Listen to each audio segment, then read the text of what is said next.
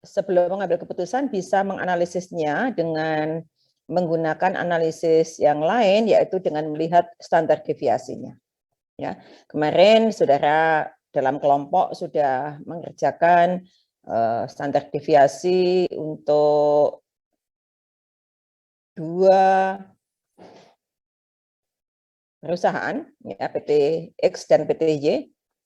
Nah, kalau saya boleh tahu, saudara, PT X sudah ditunjukkan kan di sini sudah dihitungkan ya, ada standar deviasinya 65,84, sedangkan sebentar saya perlihatkan dulu datanya supaya kita PT X, PT Y, where are you? Yang mana ya ini?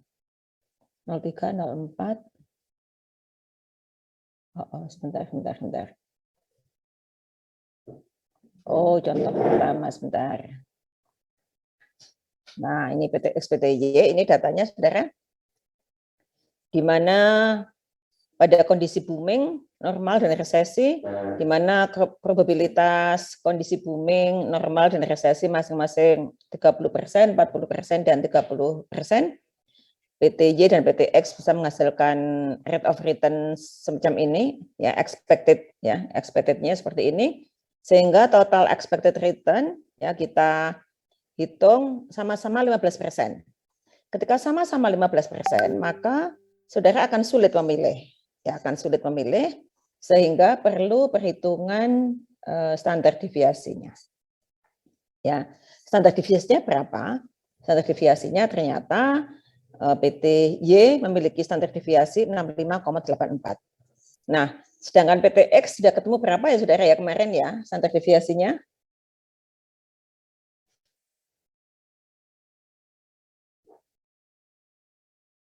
PT X.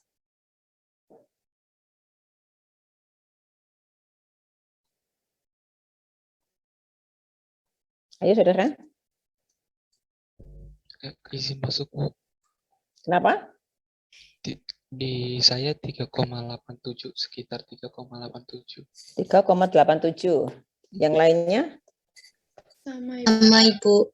3,87. Oke, sebentar. Saudara, saya buka buku saya, buku sakti saya.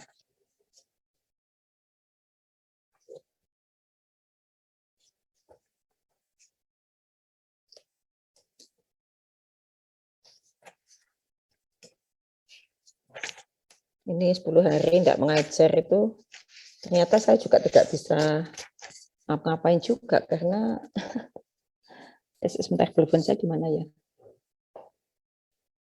Oh, saya itu pindah tempat karena kamar saya akan ada servis AC, jadi saya pindah tempat. Sebentar, saya kehilangan.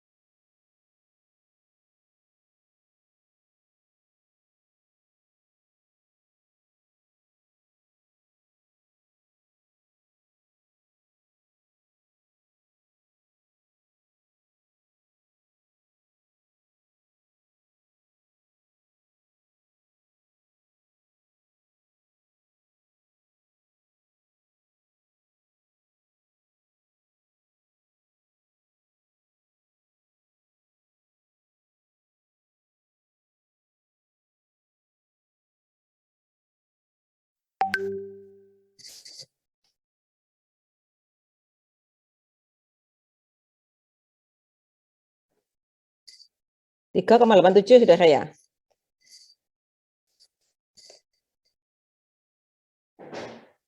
Iya, Bu.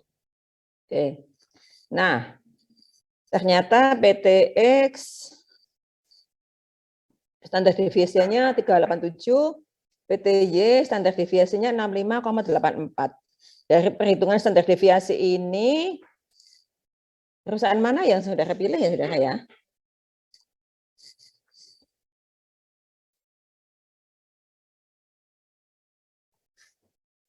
Perusahaan mana saudara yang dipilih? PTX. Alasannya? Karena dari standar deviasinya itu kan hasilnya lebih kecil dan itu menandakan bahwa tingkat kerapatan distribusi probabilitasnya PTX itu lebih rapat gitu. Jadi artinya kan semakin kecil resiko yang ada. Jadi lebih ke yang PTX gitu Ibu. Oke. Oke, terima kasih. Bella, yang lain ada lagi?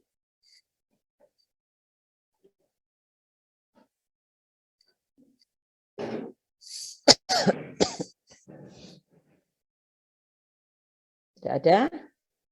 Oke, terima kasih Dela. Oke. Nah, perhatikan saudara, ya betul Dela. Jadi apa yang dikatakan Dela? Jadi begini, semakin rapat distribusi probabilitas dari pengembalian yang diharapkan di masa depan, maka semakin kecil pula risiko. Kerapatan probabilitas distribusi probabilitas itu bisa dilihat dari standar deviasinya. Jadi kan standar deviasi kan simpangan ya saudara ya, penyimpangan ya, simpangan baku ya.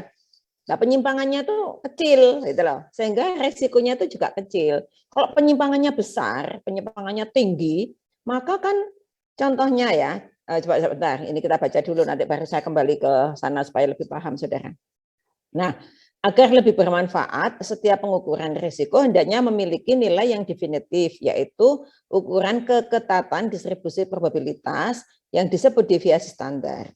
Semakin kecil deviasi standar, maka semakin ketat distribusi probabilitasnya dan semakin rendah tingkat risiko suatu investasi.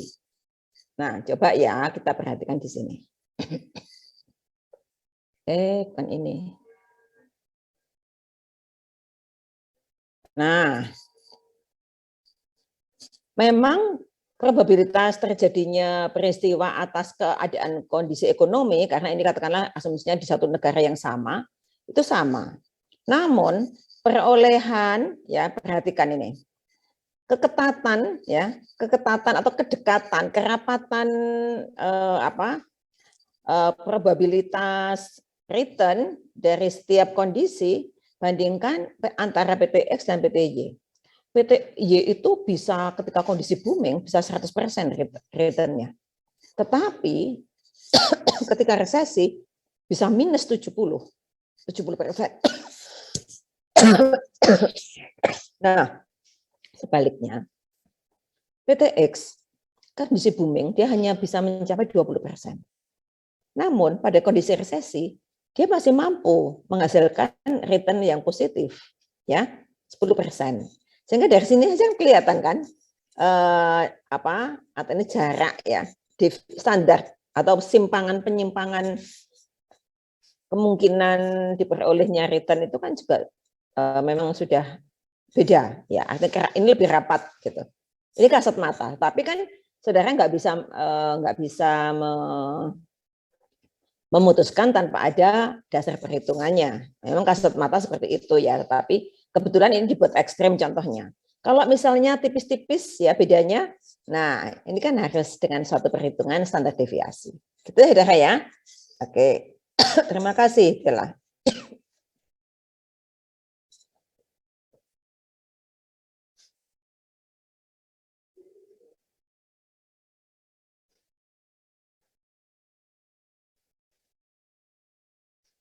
Nah,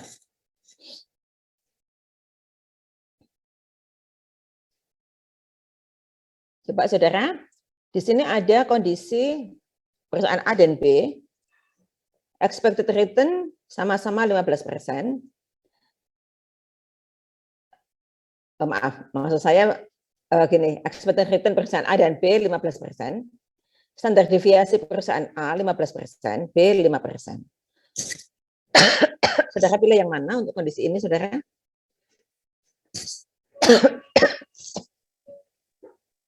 Yang mana, saudara? Perusahaan B. Perusahaan B. Alasannya? Karena standar deviasinya lebih kecil daripada perusahaan A, jadi resiko yang didapat itu juga kecil gitu. Oke, terima kasih. Kondisi kedua.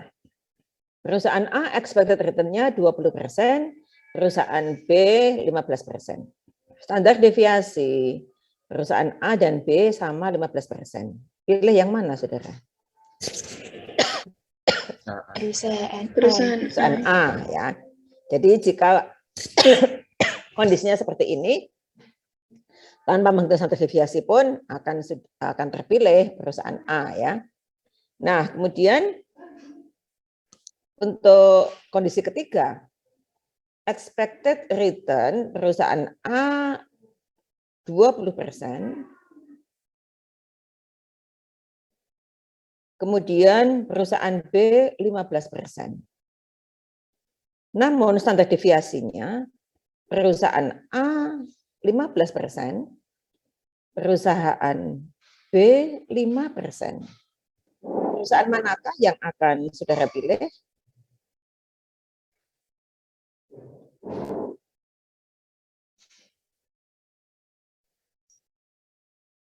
Sulit ya?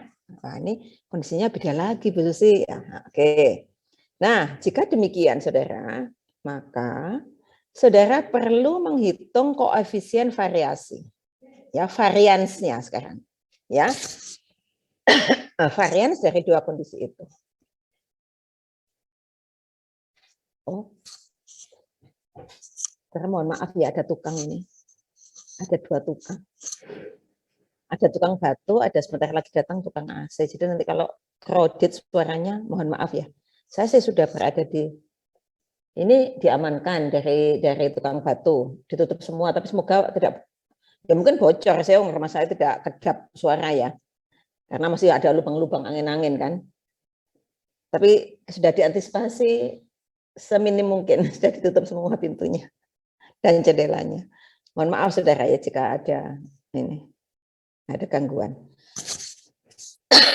Nah, jika seperti itu saudara, sekali lagi, maka saudara harus menghitung koefisien variasinya, yaitu menghitung varians. Saudara ingat proses ya, atau Bu Binti ya, kalau seperti ini ya. Ya, sehingga saya memanfaatkan ilmunya beliau, ya. Jadi saya nggak akan menerangkan panjang lebar untuk ini ya. Tapi saya cuma memberikan contoh saja ya. Tapi bagaimana logika berpikirnya, kenapa rumusnya seperti itu mohon maaf, khususnya tidak membahasnya.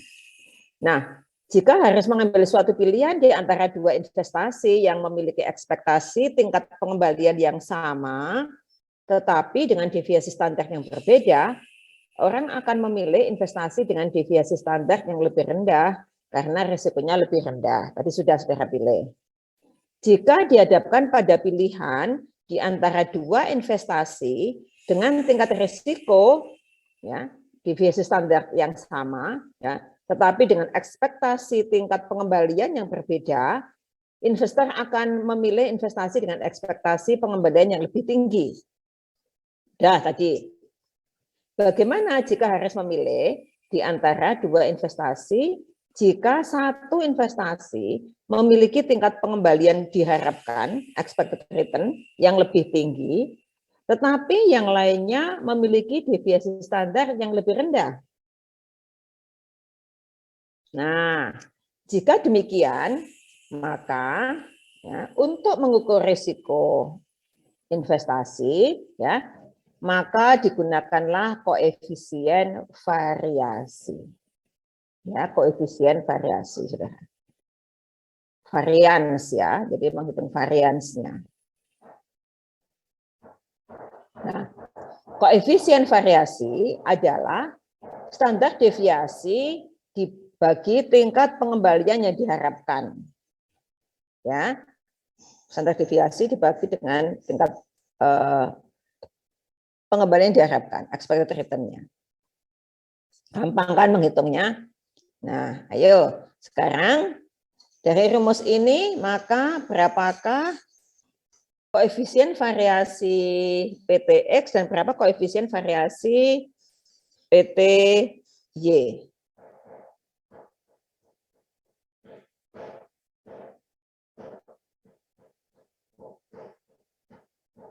Silakan menghitung, nggak usah kelompok ya, masing-masing aja saudara, silakan. Yuk.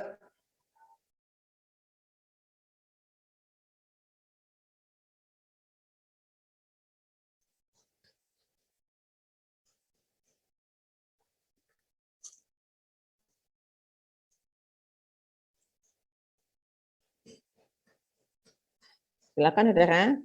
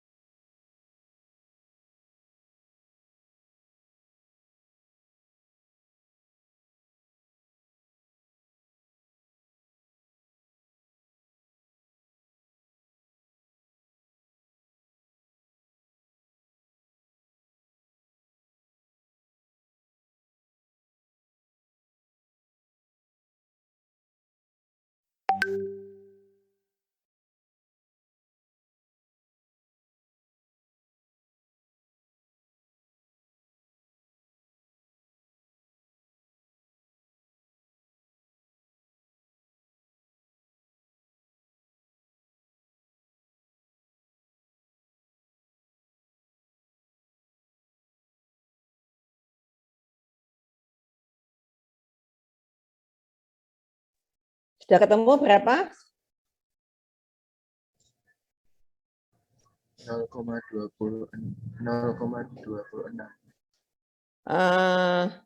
Sebentar. Untuk PTX atau Y? PTX Berapa Gian? 0,26 atau 26%. Oke, 0,26. Oke. PTY berapa PTY?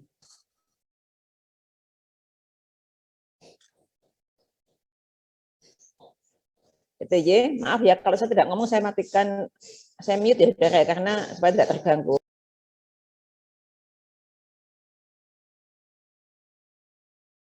Ibu izin menjawab. Untuk PTA 75%, PTB 33%.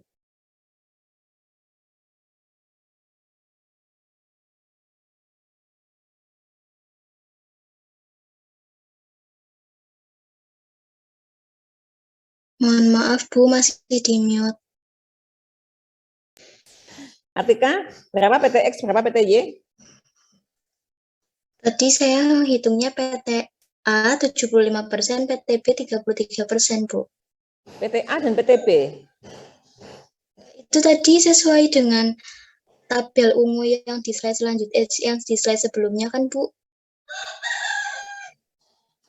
Kemarin yang di PR kan PTX dan PTY kan saudara? PTA dan PTB apa sudah dihitung standar deviasinya, Atika?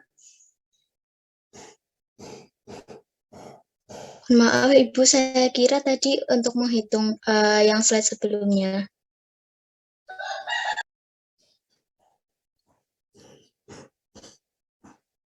Pertanyaan saya PTX dan PTY saudara ya. Oke, lainnya ada lagi? Izin menjawab, Bu. Silakan Dina.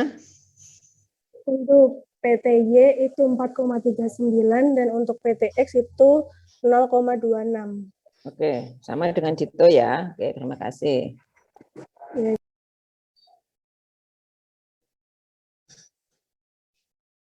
Oke.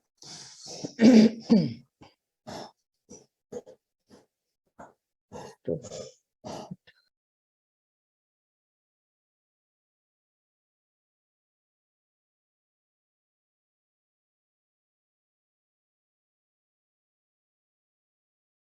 Nah, ini saudara, ya untuk proyek X dan proyek Y atau PTX dan PTY, X Koefisien variansinya 0,258 sebetulnya ya, 26 lah ini ya, bentar, 258. Sehingga 26 ya.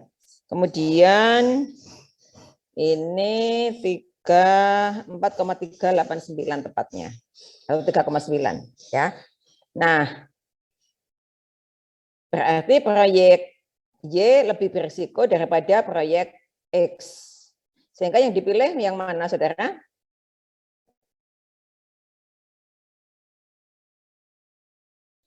PTX, Bu. Tetap pada PTX ya. Oke. Oke, terima kasih saudara. PTX. Nah, sekarang